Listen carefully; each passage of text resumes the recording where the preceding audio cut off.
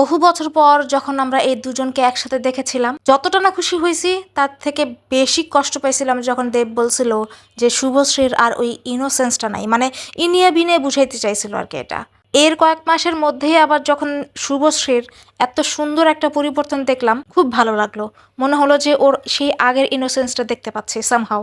ওই কথাটার পর থেকে তো দেবকে আর দেখতেই পারি না শাকিব খানের মতো, কিন্তু শুভশ্রীকে আগের থেকে অনেক ভালো লাগতেছে দেখতে।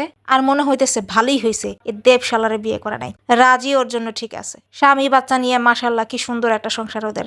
এখন ওদের দুজনকে দেখলে আগের মতো আর ইমোশন কাজ করে না। আগে ভাবতাম ইস কেন যে এই দুইজন বিয়ে করে না, আর এখন ভাবি দেখতে ভালোই লাগতেছে, এই আর কি, আর কিছু না। আর হ্যাঁ, দেব যতই বলুক বা না বলুক, এটা আমরা সবাই বুঝি যে শুভশ্রীর সাথে যখনই থাকে তার ফেসে আলাদা একটা গ্লো আসে, অন্যরকম একটা সুন্দর লাগে ওরে। অন্য সময় তো ওর বুড়া বেড়া লাগে। নিজের সৌন্দর্য গেছে গা, হ্যাঁ পরে সৌন্দর্য ইনোসেন্সলা পরে রয়েছে।